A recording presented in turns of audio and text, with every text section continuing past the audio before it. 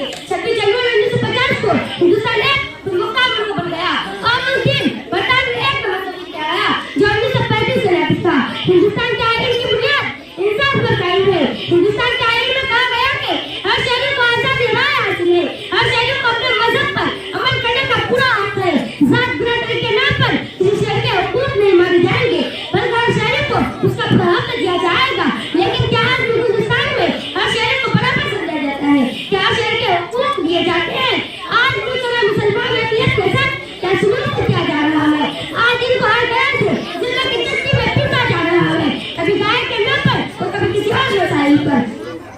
मुसलमानों के मजहबी मालूमात पर अंदाज़ की जा रही है। मुसलमानों को नमाज पढ़ने पर पाबंदी लगाई जा रही है। क्या यही जमहूरियत है? क्या 1950 में यही कानून नाज़िल हुआ था?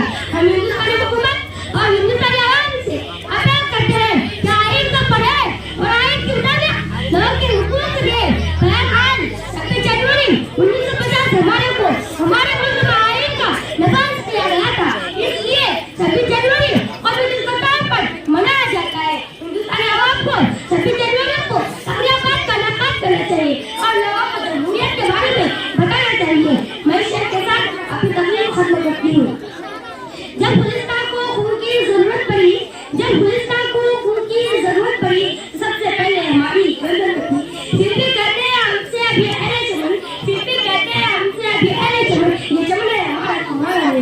वाक़िफ़ दावा अल्हम्दुलिल्लाह रब्बिल आलमीन।